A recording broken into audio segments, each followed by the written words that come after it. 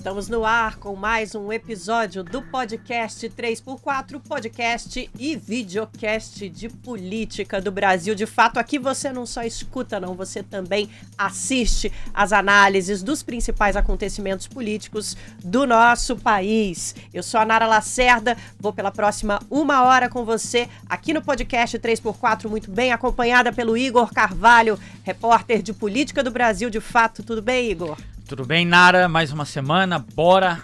Entusiasmo em discutir os temas do país. Estamos acompanhados hoje pelo nosso comentarista fixo, professor Valério Arcari, que é historiador e está sempre, eventualmente, aqui com a gente, dividindo essa bancada, trocando de lugar com a nossa turma de comentaristas. Obrigada pela presença, professor Arcari. Bom dia, Nara. Bom dia, Igor. Bom dia a todos que acompanham o podcast. E não se esqueça que você pode acompanhar o podcast 3x4 no YouTube do Brasil de Fato, no Instagram, no Facebook, no X. Depois a gente coloca o nosso podcast nas principais plataformas de streaming e estamos ao vivo, muito ao vivo, no 98.9 FM na Grande São Paulo, a Rádio Brasil de Fato. Não esqueça, então, de nos acompanhar e, se não der para ver ao vivo, a gente vai estar nas plataformas de streaming esperando os seus comentários, esperando a sua participação, porque comunicação popular só dá para fazer com você aí do outro lado. Pois é, não dava pra gente fugir. O assunto, aliás, não dava pra gente fugir, né, Igor? Exato, mas tem gente que conseguiu. Tem gente que conseguiu. O assunto hoje aqui no podcast 3x4, a gente não pôde fazer essa fuga. É a fuga da deputada Carla Zambelli do Brasil, os impactos no futuro do bolsonarismo, desse desenrolar quase que cinematográfico na política brasileira. A gente não sabe se é thriller, se é tragicomédia, se é terror, o que é isso? Zambelli foi condenada a 10 anos de prisão pelo STF, o Supremo Tribunal Federal, por envolvimento na invasão do sistema do Conselho Nacional de Justiça e declarou que não entende a condenação de prisão como legítima, uma decisão judicial. Ela achou que não valia e aí decidiu sair do país. Numa entrevista já fora do Brasil, Zambelli disse que vai denunciar o Brasil nas cortes internacionais, movimento semelhante ao de Eduardo Bolsonaro, que também abandonou o mandato de deputado federal, foi morar nos Estados Unidos, mas está lá, né, fazendo politicagem. A notícia da Carla Zambelli veio seguida de uma ordem de prisão do ministro Alexandre de Moraes, também determinou a inclusão do nome dela na lista da Interpol, procurada internacionalmente, portanto, e o bloqueio de bens de familiares. E agora, o que é que isso diz sobre as estratégias da extrema-direita no Brasil? Esse é o nosso tema hoje, aqui no podcast 3x4. E, Nara, para falar sobre tudo isso, nós convidamos o cientista político, professor da Fundação Getúlio Vargas, parceiro aqui do Brasil de Fato, pessoa quem consulto sobre diversos temas, viu, Nara Lacerda?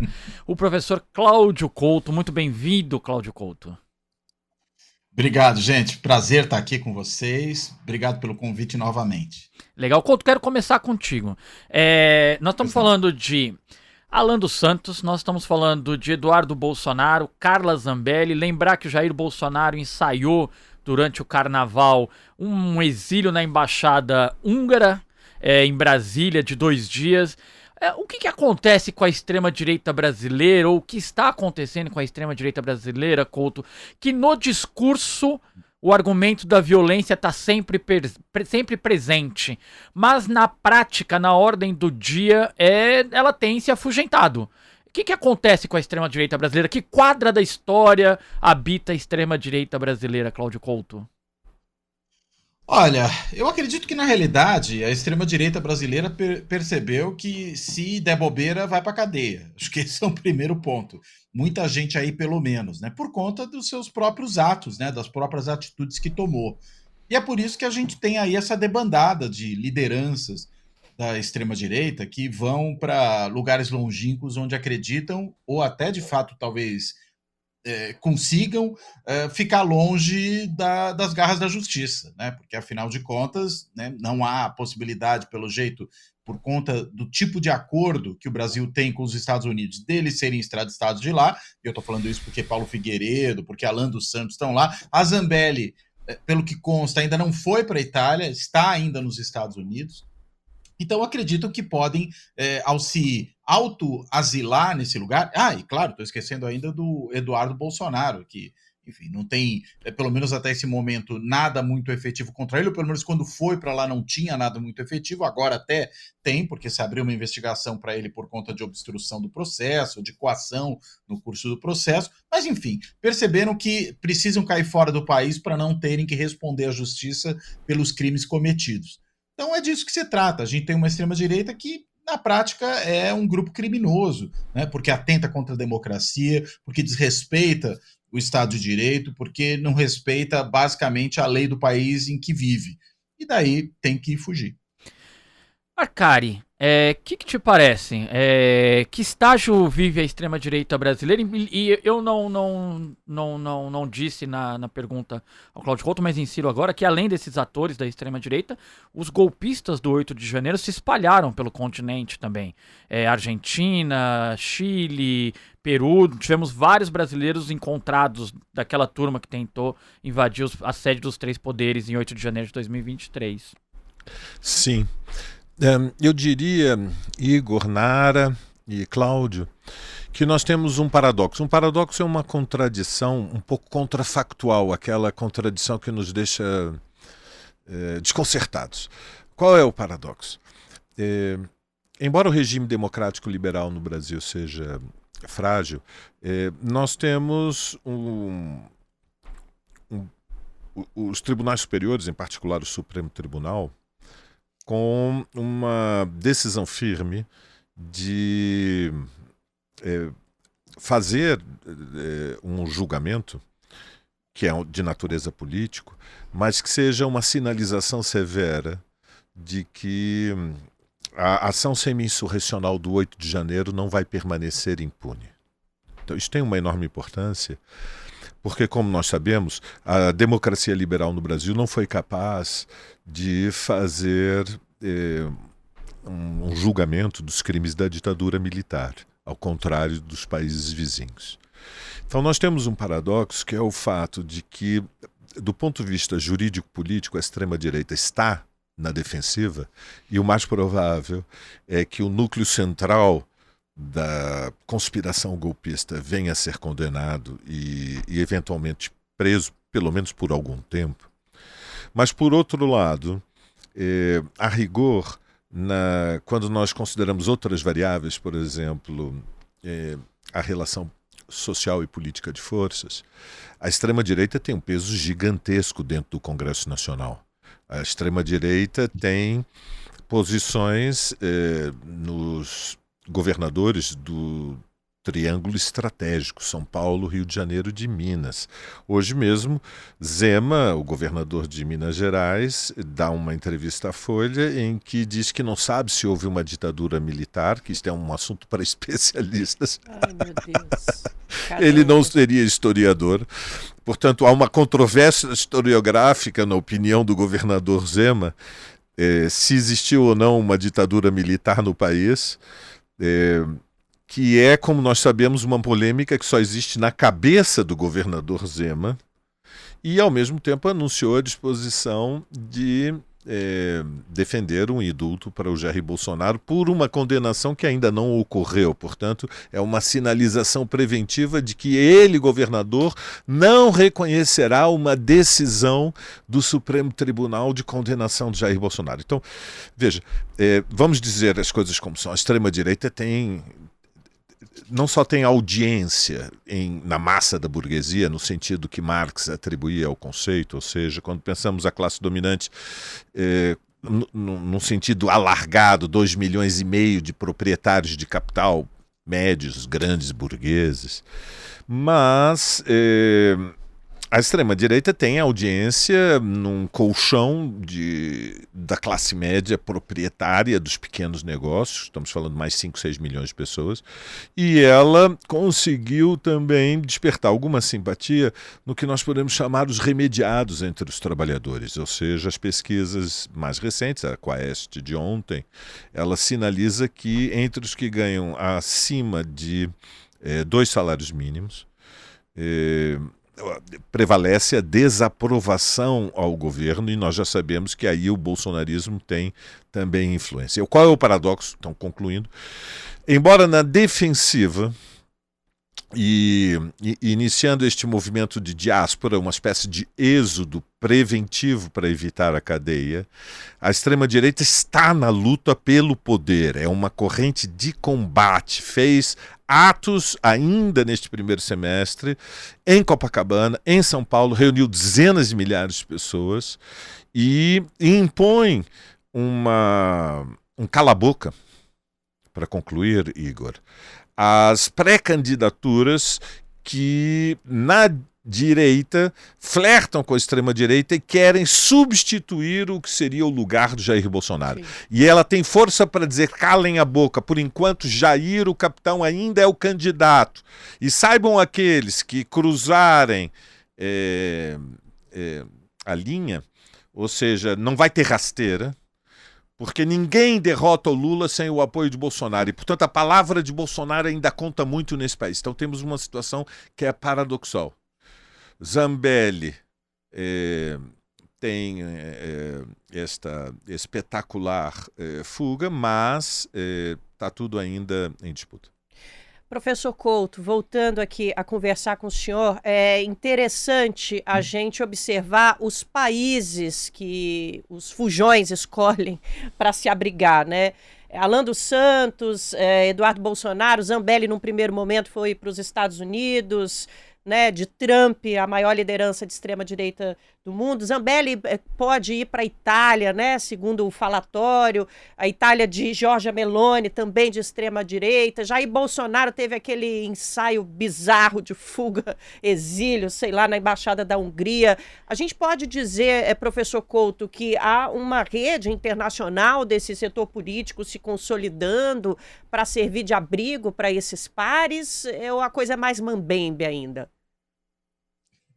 Olha, eu acho que a coisa tem lá um quê de mambembe, sim, né? Embora a gente tenha visto na tentativa de golpe que havia toda uma estrutura bastante organizada para produzir o golpe, então a gente tem que ser um pouco cauteloso com relação a essa ideia de que estamos lidando com um bando de panacas, né? Que tudo que fazem, né, é coisa mambembe. Eu acho que é preciso olhar com uma certa atenção para isso. Além do que, já falei um pouco disso mais cedo, mas acho que é bom retomar, a gente está falando de uma extrema-direita que se articula internacionalmente. Então, eles têm uma organização que ultrapassa as fronteiras nacionais e que favorece a atuação e a autoproteção de todas essas figuras, né?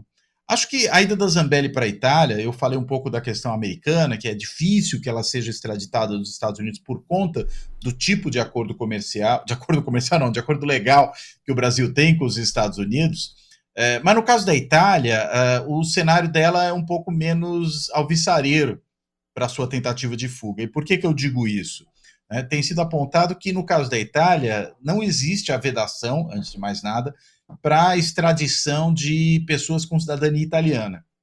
Desde que se mostre que essas pessoas, na realidade, são, digamos assim, menos italianas do que de outra nacionalidade. E a gente está falando de uma pessoa que, ao que consta, nunca viveu na Itália, né? Não sei se ela, inclusive, fala italiano, e isso costuma ser um elemento que consta, e mais, é uma deputada federal brasileira, no Congresso brasileiro, ou seja, os vínculos dela são todos com o Brasil e não com a Itália, né? E isso torna muito diferente, por exemplo, a situação dela da situação do Salvatore Cacciola, que era aquele banqueiro, né? Que era uma pessoa que havia nascido na Itália, foi criado na Itália até o início da sua adolescência e só depois veio para o Brasil e tinha idas e vindas frequentes para a Itália, né? Então, é uma situação muito distinta. Então, eu acredito que ela ainda se encontra numa situação de razoável vulnerabilidade. E por isso que eu apostaria que é muito mais provável que ela permanecesse nos Estados Unidos, dada essa maior dificuldade. Veja que não extraditaram Alan dos Santos até hoje, mesmo durante o governo Biden, né? Paulo Figueiredo se encontra lá tranquilo e seguro, né? A gente viu um outro caso, aí não é nos Estados Unidos, é na Espanha, do Eustáquio, né? Aquele blogueiro, né? Enfim, disseminador de fake news do bolsonarismo, que conseguiu uma salvaguarda da Corte Suprema Espanhola. Então, eu não sei, eu não apostaria muito não nessa possibilidade da Zambelli para a Itália, talvez, apesar dela ter uma aliada à frente do governo. Mas como isso passa também pelas instâncias judiciais, e a gente está falando de um país parlamentarista, daqui a pouco muda o governo, né? Você tem uma outra maioria, e aí essa salvaguarda que ela tem hoje pode não ter daqui a pouco. Né? Nada garante. Eu falei parlamentarista por quê? Porque no parlamentarismo, inclusive, você pode ter muitas vezes eleições antecipadas, dependendo da situação, se produz uma crise, alguma coisa assim. Então, eu acho que a Zambelli ainda se encontra numa situação de vulnerabilidade, mas é importante olhar para essas alianças. Ela pode ir, por exemplo, para um país como a Hungria, que é um país da União Europeia, e ela alega que tem cidadania europeia, até interessante, né? Quando ela fala pela primeira vez, ela não fala na cidadania italiana, ela fala na cidadania europeia. Eu acho que isso talvez sinalize que ela tem outros lugares, como os lugares para os quais ela pode ir. E já tivemos um aí que foi pular carnaval na embaixada húngara, a gente pode ter alguém que vai para a Hungria eventualmente para tentar se proteger, né? Exato. Só... Couto, a Carla Zambelli morou na Espanha entre 2003 e 2006. Isso, na Espanha, mas não na Itália. Nenhuma relação com a Itália. Ela mora 3 anos, Arcari, na Espanha. E, confirmando o que o Couto disse, vou pegar o nome do deputado, Angelo Bonelli, do Movimento Europa Verde, deputado italiano, ontem entrou com um preventivo pedido de extradição da Carla Zambelli para caso ela pise na Itália, que seja devolvida, não é o termo jurídico, o termo diplomático, mas que ela seja repatriada. Obrigado, Arcari. Que ela seja repatriada ao Brasil. E, Arcari, com essa teia de relações e por enquanto, me parece óbvia derrota dos bolsonaristas da extrema-direita na justiça, você acredita, o Eduardo Bolsonaro tem feito muito isso, a Carla Zambelli não sei se tem força para tanto, mas você acredita que a extrema-direita brasileira, que em especial o grupo bolsonarista, possa se reorganizar fora do Brasil? Zambelli, Igor, é um míssil sem direção, não faz parte do núcleo dirigente nem do bolsonarismo, nem da extrema-direita. Zambelli é uma aventureira que surge em 2015 à frente de um movimento que era uma articulação rudimentar através das redes sociais, o Vem Pra Rua, e a partir dali conquista pelas suas habilidades histriônicas. Eu adoro histriônicas porque me lembra muito o nazismo. Né? E o fascismo, o nazifascismo. O histrionismo, há uma bufoneria, há uma bufonaria, há um elemento teatral, há um elemento, chamemos assim, de dissimulação política elevado a uma categoria, a um nível insano, demencial, doido. E, portanto, a Zambelli ela ganha evidência por ela ter este apelo apocalíptico desde 2015. Isso explica a sua votação para o Congresso Nacional. Não é uma dirigente política, é um míssil sem direção. Portanto, é uma peça solta. E não terá muita importância no destino da luta política séria no Brasil. A partir de agora, ela é fundamentalmente uma fugitiva da justiça, uma foragida. E será uma questão de tempo que alguma atrapalhada leve a que ela seja repatriada e vá para a prisão. Disto posto, não sejamos ingênuos e tampouco não sejamos imprudentes. A estratégia do bolsonarismo está clara. E vou sintetizá-la em 2 frases. Independente do desenlace do julgamento no Supremo, Jair Bolsonaro vai ser candidato, ou vai ser pré-candidato, até agosto de 2026. Isso significa que ele vai manter até o último momento possível para ele, Isto pode mudar, porque a luta política no Brasil, a gente sabe, tudo muda e às vezes capota. Na medida do possível, vai haver luta política por este espaço.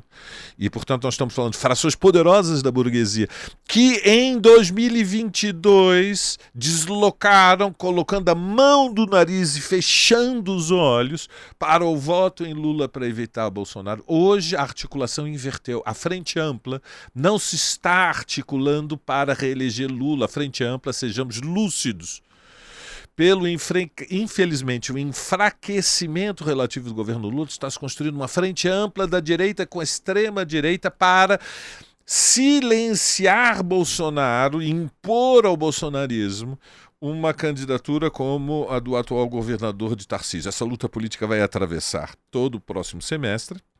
E o desenlace dela depende de uma coisa muito simples. Depende de que sejam oferecidas garantias ao clã de que haverá indulto se Tarcísio vier a ser eleito. E esta, digamos, é a disputa central.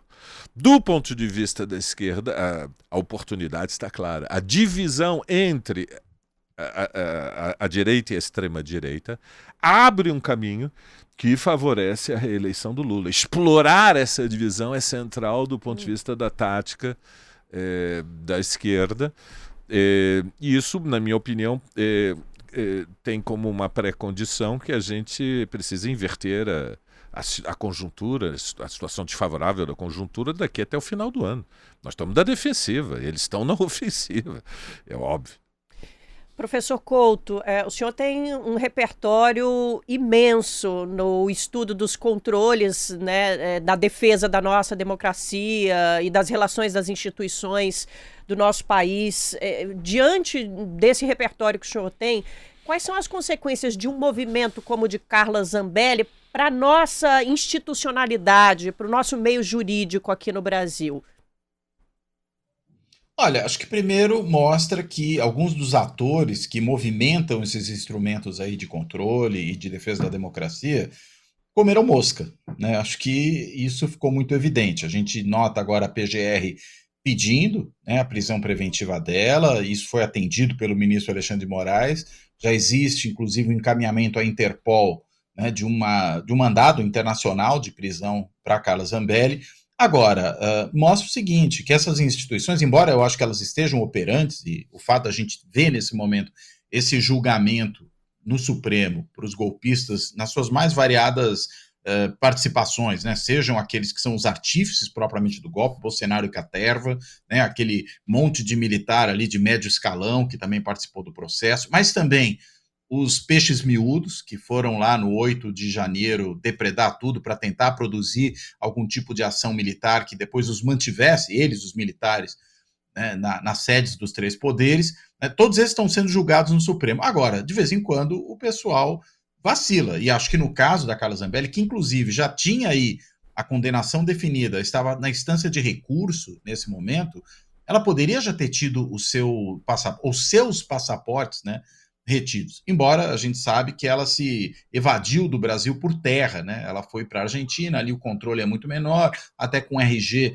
você consegue muitas vezes sair, se é que alguma coisa é pedida, dependendo do lugar por onde se sai, e poderia até, claro, né, sem passaporte não ter ido para os Estados Unidos, tentando eventualmente depois ir para a Europa, mas poderia muito bem ficar lá na Argentina mocosada. Embora a gente saiba que muitos dos que foram para a Argentina já são alvo de também pedidos de prisão e alguns já foram presos, inclusive. Mas acho que nesse momento aí a gente nota que houve uma certa cochilada por parte das instituições. Mas isso são umas delas. Existe também, a gente precisa olhar para isso, o Congresso Nacional. A questão é que do Congresso talvez a gente não possa esperar coisas muito positivas. A gente nota no Congresso toda essa discussão em torno da proposta de anistia, não existe nenhuma posição mais clara de que essa proposta não será encaminhada por parte do presidente da Câmara, e depois, claro, precisamos ver como isso chega no Senado, mas é bom lembrar que tem eleição no ano que vem, né? O Valério Arcari apontava aí para o fato de que o governo Lula vai mal, né? Vai mal de avaliação, vai mal nas pesquisas, não estou nem entrando na discussão substantiva, se vai mal de fato ou não, mas o fato é, ele tem uma avaliação muito negativa, né? A pesquisa Quest que saiu nos 2 dias anteriores, né, ontem e hoje, mostra isso, né? Mostra que, na realidade, nós temos um presidente que tem dificuldades do ponto de vista da percepção popular e, consequentemente, da disputa eleitoral do ano que vem. Isso, muito provavelmente, também vai se refletir na eleição para o Congresso. Existe uma articulação do bolsonarismo com os partidos do chamado Centrão para poder fazer uma bancada majoritária no Senado, que pode, por exemplo, caçar ministro do Supremo. Mas pode também aprovar uma anistia. Se ela não passa nessa legislatura, nada assegura que não passará na outra. Então, os nossos mecanismos de controle, acho que até tem funcionado um pouco melhor hoje no âmbito do sistema de justiça, né?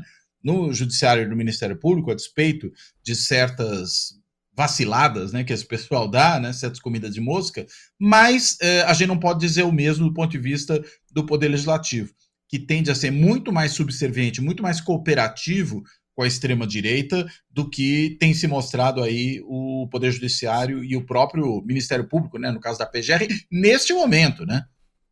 Porque se a gente volta um pouco no tempo e volta aos tempos sombrios de Augusto Aras, a gente notou uma situação completamente distinta, né? Em que a PGR se tornou linha auxiliar do Poder Executivo autoritário do Bolsonaro. Valério, o que usar o conhecimento do nosso historiador aqui presente, o que nos conta a história sobre a decadência das lideranças de extrema-direita, dos grupos políticos de extrema-direita que tiveram ascensão? É algo similar com o que vemos agora ou você acha precipitado dizer isso? Eu acho que é precipitado, Igor. Sejamos lúcidos. Há uma onda de fortalecimento da extrema-direita e, para dizer as coisas como são, de lideranças neofascistas. Não creio que seja um exagero. A rigor, 100 anos depois do que foram os terríveis anos, final da segunda metade dos anos 20, depois dos anos 30 do século passado, nunca estivemos numa situação mundial tão ruim como a que estamos hoje, Igor. Nós estamos falando de uma corrente de luta, de combate, de confronto permanente, que conquistou, por muitos fatores, uma audiência e luta pelo poder através dos processos eleitorais, aproveitando as brechas da crise da democracia liberal e continua crescendo. Há 2 semanas atrás nós vimos as eleições portuguesas, ou seja, de Setúbal para o Sul, Chega, liderado por André Ventura, venceu as eleições. Tem 60 deputados, é a segunda força política do país e anuncia abertamente: nós viemos para tomar o poder e nós queremos enterrar a República, que eles chamam a Terceira República, que ninguém chama por esse nome, na verdade é o 25 de abril. Queremos enterrar a Constituição do 25 de abril. E o exemplo português, ele vem 5 meses depois do que foi a vitória de Trump nos Estados Unidos, e não nos enganemos, Le Pen é a força ascendente na França, Macron é um presidente com muito pouca sustentação política. Nas últimas eleições em alguns condados na Inglaterra, o Reform UK do Neil Farage obteve grandes resultados. Resumo da ópera, poderia dar mais exemplos. Nós estamos diante da ascensão, ainda na fase ascendente de uma corrente política que abraça um projeto estratégico. A forma, a superfície do discurso neofascista nos Estados Unidos e na Europa é a expulsão dos imigrantes. Digamos, essa é a bandeira da agitação incendiária do Trump. Nós vamos expulsar todos os dias 5.000 imigrantes. Agora, o governo da direita do Montenegro, vamos expulsar todos os dias 3.000 imigrantes em Portugal. Mas o sentido estratégico é a luta pela hegemonia no mundo contra a China. Esta é, digamos, o antagonismo fundamental na luta entre Estados. E se formos olhar mais profundamente com um olhar marxista,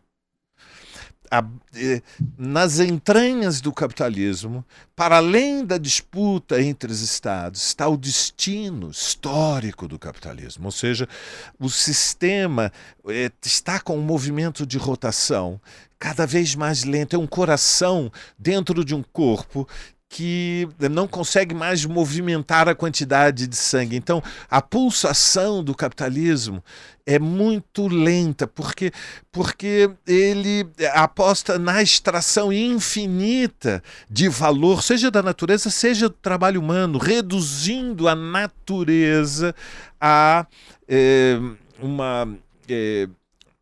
uma fonte de riqueza a ser esgotada, e a condição humana é desumanizada para transformar as pessoas unicamente em máquinas de trabalho. Esta sede insaciável de extrair mais valor, ela não consegue mais atingir os patamares que ela teve no passado. É um capitalismo, portanto, que está com uma doença cardíaca terminal. Ele vive com aparelhos na UTI. Bate o coração muito lento. Então vai a estagnação na longa duração. Depende da exaustão da natureza e da superexploração dos trabalhadores. Isso é extrema-direita. É o médico doido que tenta apagar o incêndio com gasolina. E, em grande medida, nós ainda estamos numa fase da história em que o grande desafio para a esquerda, para os trabalhadores oprimidos, é encontrar qual é a tática para derrotá-los. Isso é possível? É possível, a história não para.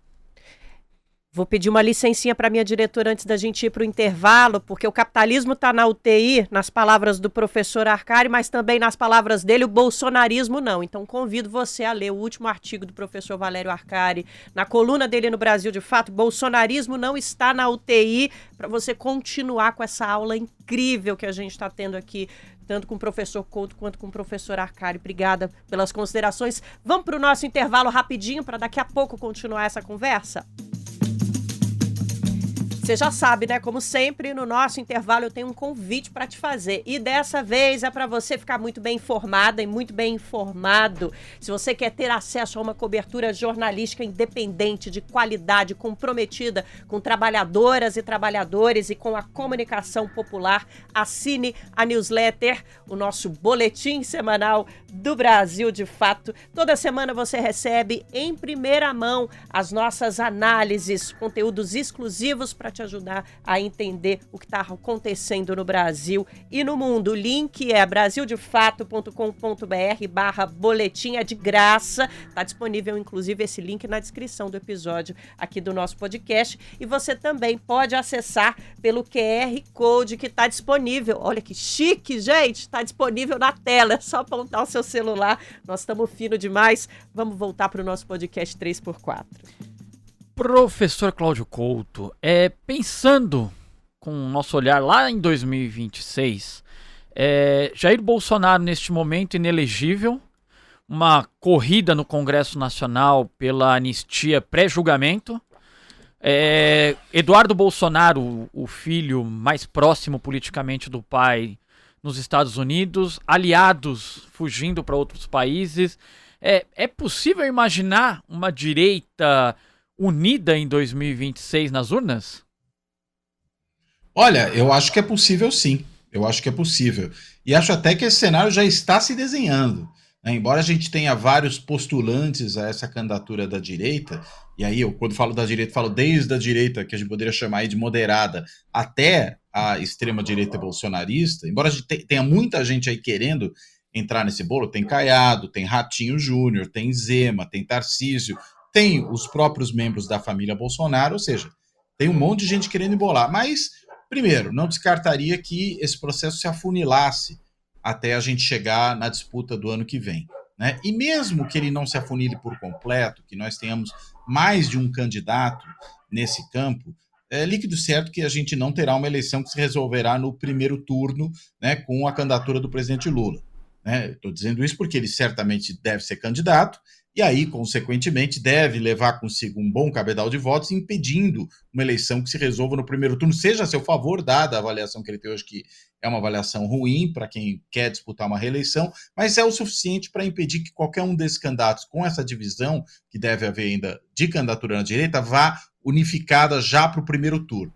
Mas, passado o período do primeiro turno, a tendência é todos esses caras se unirem no segundo. Um Congresso que provavelmente será tão ou mais conservador do que o atual. Eu acho que esse é um outro cenário que tende a se desenhar para o ano que vem. Mas, a depender do andar da carruagem, você pode ter composições também aí se desenhando. Acho que todos esses cenários estão postos. Você pode ter esses candidatos que eu mencionei, Ratinho, Caiado, Zema e Tarcísio, se compondo numa única chapa.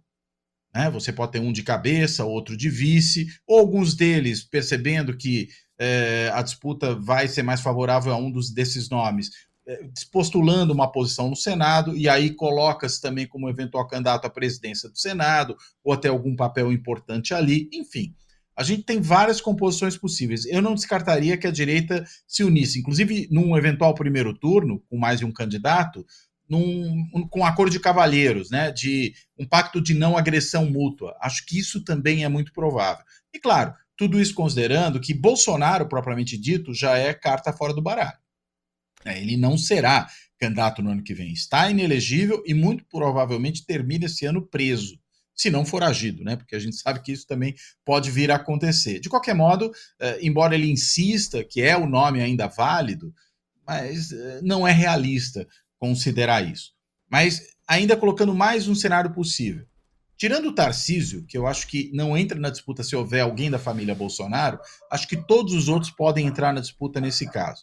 E aí, claro, se houver, digamos, uma candidatura como a de Eduardo, ou a de Michele e um desses outros candidatos, olha, eu não descartaria que aí sim você pudesse ter um certo tensionamento. Por quê? Porque aí vira uma questão familista. Chamaria atenção por um dado interessante da pesquisa Quest que saiu hoje, quando a gente está gravando aqui, está falando. Essa pesquisa Quest é uma pesquisa que mostra o seguinte, que quando você pergunta para os eleitores de direita, que são especificamente bolsonaristas, quem seriam os candidatos favoritos deles, na ausência de Bolsonaro, eles primeiro colocam Tarcísio, mas logo depois colocam Eduardo e Michele, o que não acontece com o resto do eleitorado da direita. Ou seja, existe aí um certo sentido de pertencimento, um sentimento de pertencimento nesse grupo que torna muito provável que você tenha candidatura bolsonarista se colocando e aí havendo uma defesa cerrada dela. E aí, nesse caso, aí sim, eu vejo espaço para algum tipo de tensionamento maior, uma certa crise eventual até entre as candidaturas da direita. Mas não sendo esse cenário, sendo aí um cenário que não sai alguém da família Bolsonaro e você tem o espaço aberto para os demais, aí eu acho que o caminho da direita e da extrema direita tende a ser um pouco mais harmonioso nas relações que vai manter entre si. Professor Valério, ainda nesse cenário que o professor Couto traz, e até fazendo uma ressalva, o artigo que eu citei do professor Valério, Bolsonarismo não está na UTI, é de abril, não é o último não, e a gente fala com certeza um pouquinho do conteúdo que o professor trouxe nesse artigo aqui agora, e vamos continuar falando sobre essas bases sociais, econômicas e ideológicas que o senhor estava trazendo, que sustentam esse movimento com tanta força. O senhor acha que esse movimento pode sobreviver, se manter relevante a longo prazo aqui no Brasil, a força para isso, porque as coisas hoje em dia parece que acontecem muito rapidamente, Ascensão e queda de movimentos, de ideologias, de modinhas. Como é que o senhor vê o futuro disso tudo? A longo, médio, curto prazo, professor? Eu penso com... Bom, eu sou um otimista, certo? Eu aderi ao socialismo muito jovem, aos 15, 16 anos. Então eu sou um otimista incurável. Eu creio que a humanidade há de encontrar um caminho e que podemos ter confiança. Mas, evidentemente, é como naquela... anedota, No final tudo vai melhorar e se não melhorou é porque estamos ainda muito longe do final, ou se quisermos, nós abraçamos uma estratégia utópica e o horizonte da nossa utopia, ele vai se redesenhando à medida que caminhamos, né? Não, mas isto são ponderações matinais semifilosóficas. Indo diretamente ao tema. Nós não temos como prever qual vai ser o tempo histórico da luta contra o nazifascismo, o neofascismo do século XXI. Sejamos lúcidos. Trump está no poder, o desenlace da luta política entre os estados só se está esboçando. Nós estamos num primeiro momento, é um momento de ofensiva frenética do Trump e da extrema-direita. Nós temos um pouco de tudo. Nós temos um orçamento apresentado ao Congresso norte-americano que destina $1 trilhão. $1 trilhão, para nós termos a ideia, a metade do PIB brasileiro só para encomendas ao complexo industrial militar. Nós temos cortes no Medicaid, que é a principal política pública de saúde nos Estados Unidos, onde a saúde é essencialmente privatizada, e nós temos o cerco às universidades. Enfim, nos Estados Unidos a ofensiva da extrema-direita, dos neofascistas, é muito grande, ela tem impacto no mundo. Em que medida ela pode se desgastar? Veja, a audiência na burguesia não deve nos surpreender. Que a massa da burguesia brasileira, apoiada sobretudo no agro e no capital financeiro, apoia a extrema-direita, resulta do fato de que o capitalismo brasileiro, ele, nos últimos 10 anos, andou de lado. O capitalismo brasileiro é um capitalismo periférico com um dinamismo extraordinário no pós-guerra. O Brasil duplicava o PIB de 10 em 10 anos. E isso foi assim até, fundamentalmente, meados dos anos 80. Nós temos 3, 4 décadas ininterruptas em que o crescimento econômico permitiu reduzir a miséria extrema, embora a desigualdade social não só não fosse diminuída, mas ela inclusive se agravou.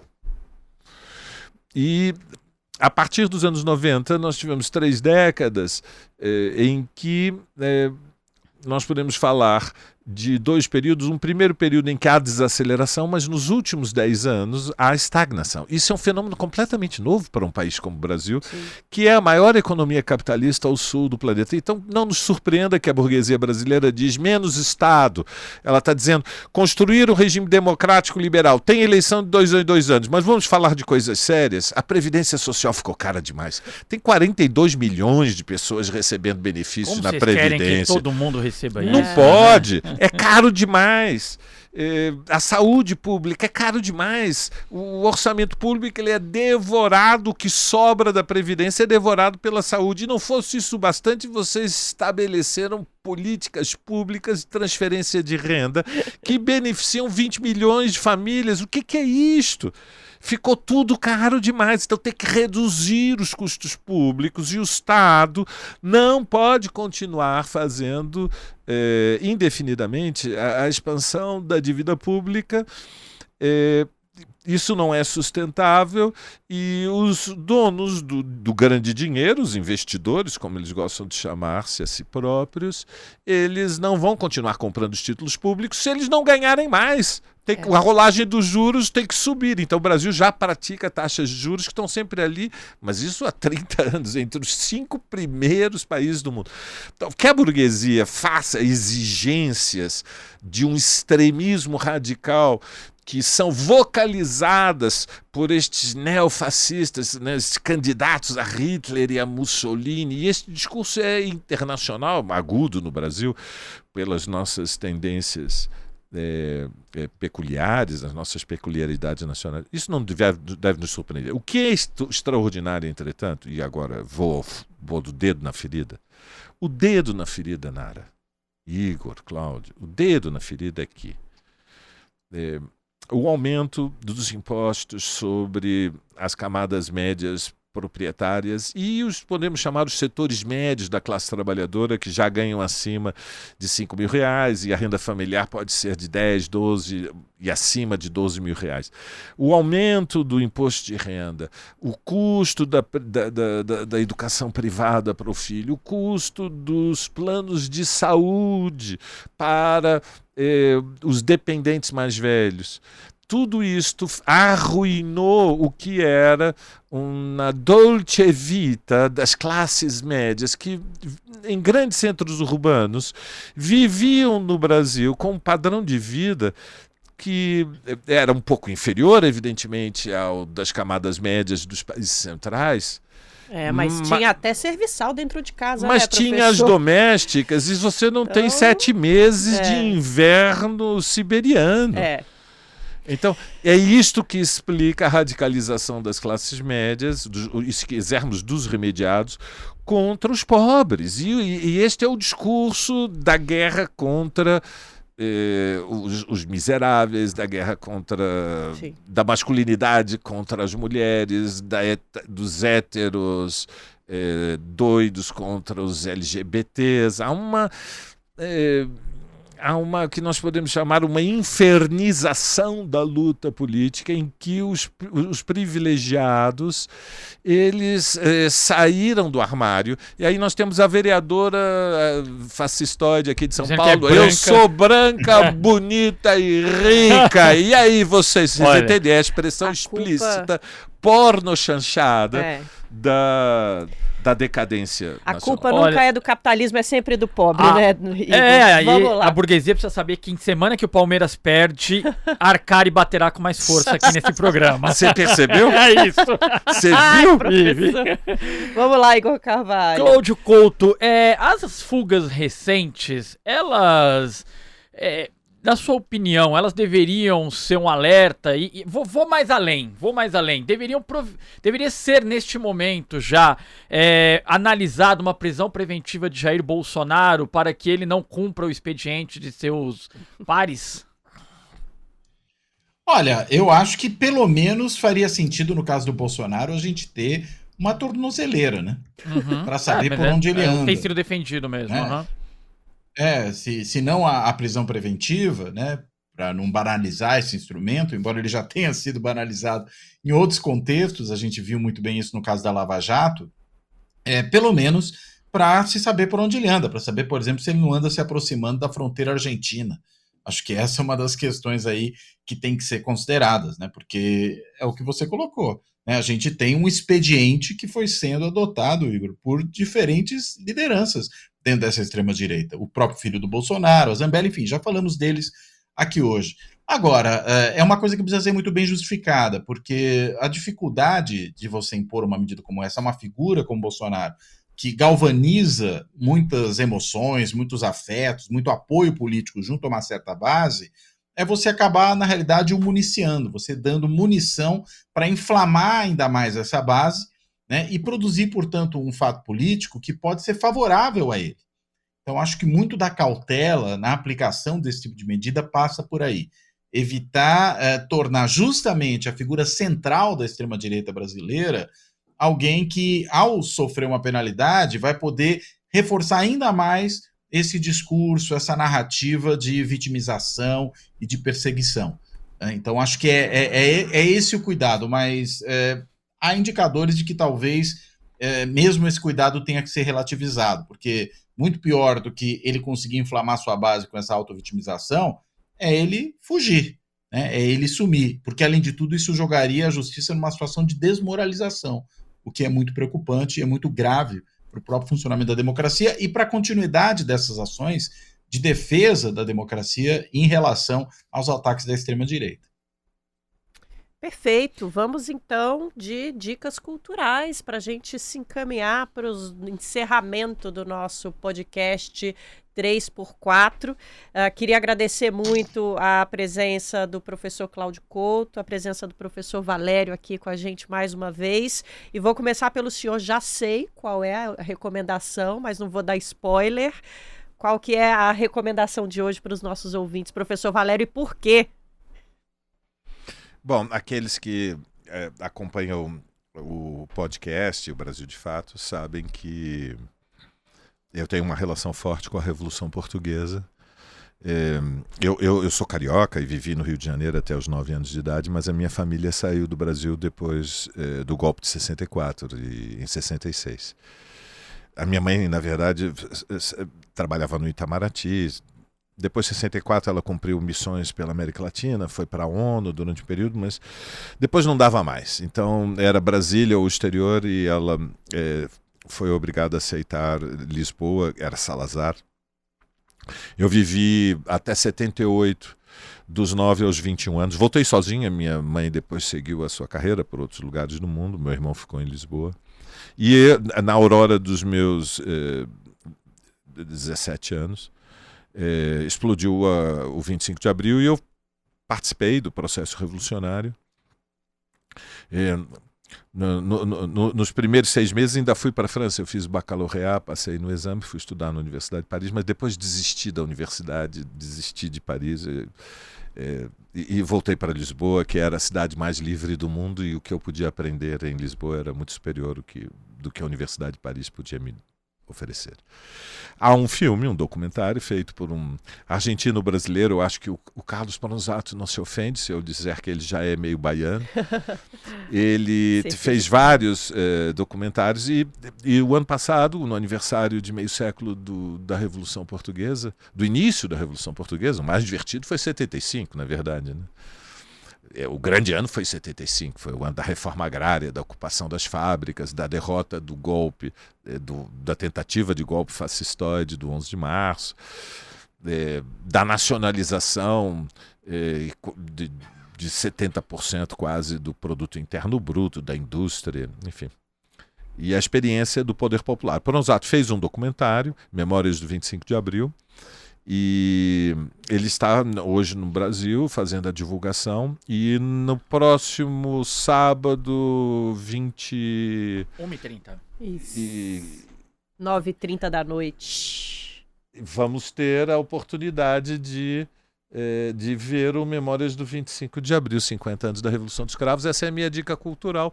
É um documentário muito centrado no que há de mais emocionante, de mais inspirador do processo revolucionário, que foi a auto-organização.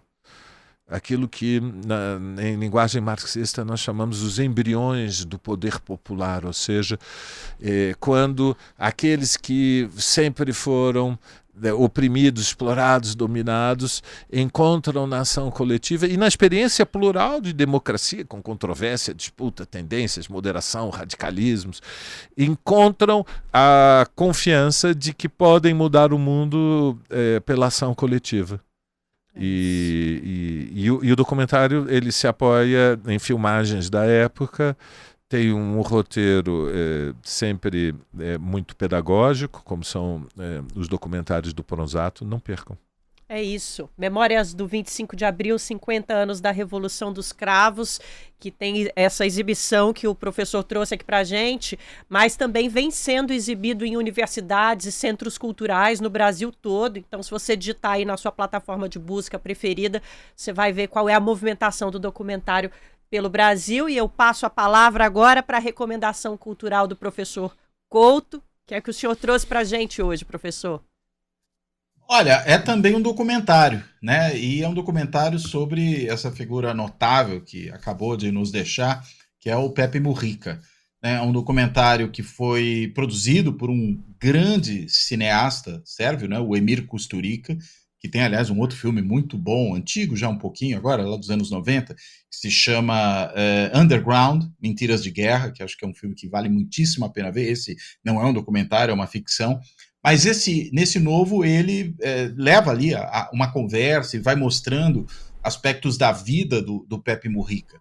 Está disponível na Netflix, né, onde se consegue acessar esse documentário, e eu sugiro muito que as pessoas o assistam, porque a vida do Mujica realmente é uma vida notável. Foi também, em parte, né, retratada naquele filme, que aí é uma ficção histórica, a gente pode se referir a ele talvez dessa maneira, né, uma noite de 12 anos, né, que mostra ali todo o sofrimento do Mujica e do seu parceiro né, dentro das prisões da ditadura uruguaia, mas nesse outro o que você tem aí é um retrato do próprio Mujica de carne e osso, né, da figura real dele, né, e conduzido magistralmente pelo Kusturica. Então fica essa sugestão.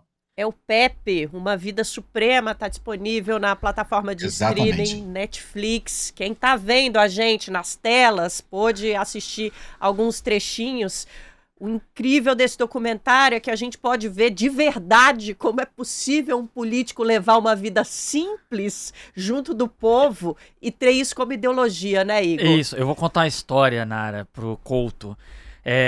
Couto, eu entrevistei o Mujica no seu sítio. Que legal. E eu estava no dia que foi gravado o documentário, portanto você pode ver a minha canela, Cláudio Couto, no documentário do Emílio Kusturica.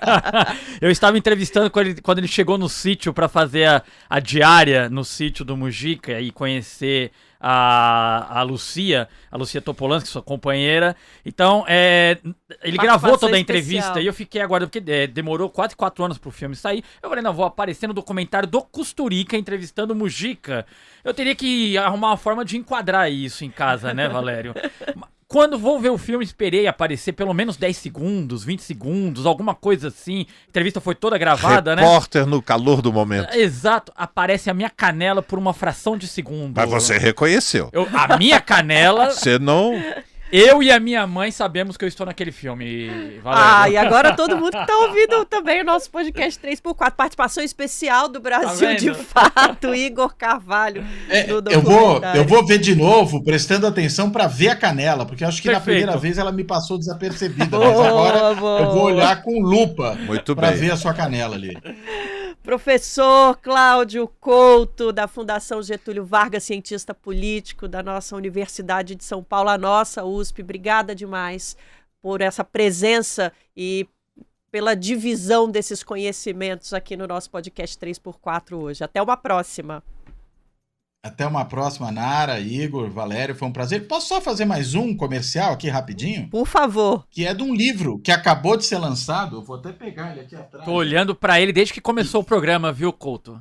Então, que é o Governo Lula 3, Reconstrução Democrática em Impasses Políticos, foi organizado por 2 colegas da Unirio, o Fábio Kersh e a Marjorie Marona, e eu tenho inclusive um capítulo aqui sobre as mudanças no presidencialismo de coalizão brasileiro. Acabou de sair. Tá fresquinho, então para quem quiser já está aí disponível nas livrarias do mundo real e do mundo virtual. Perfeito, dica dupla, eu ia falar dica dupla cultural hoje. Isso. Professor Couto. Governo Lula 3, Reconstrução Democrática em Impasses Políticos. Perfeito. E meu querido professor Valério Arcari, nosso comentarista fixo, revezando a nossa bancada com grandes nomes, é uma honra ter você aqui mais uma vez, obrigada pela presença. Não, obrigado pelo convite. Viva o Brasil de Fato, viva a luta do povo brasileiro e, por que não, viva a Revolução Brasileira. Axé.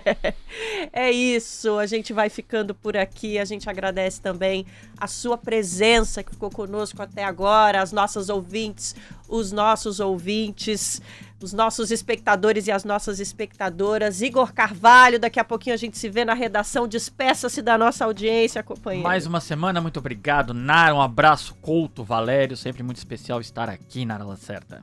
Você já sabe, né? Continue acompanhando as nossas análises e a nossa cobertura popular do Brasil e do mundo no brasildefato.com.br. Deixe o seu recado nas nossas redes sociais. Balbini, vamos para os créditos. 3x4 é apresentado por mim, Nara Lacerda, e pelo meu colega de redação, Igor Carvalho. Tem direção de Camila Salmágio, produção de Letícia Holanda, trilha sonora original de Alejandra Luciani, edição e sonorização de Fábio Balbini, identidade visual de Rafael Canova. No Brasil de Fato, a coordenação de redes sociais é de Rafaela Cury, coordenação de rádio e TV Muniz e Ravena e direção executiva de Nina Fidelis. Até semana que vem com mais podcast 3x4.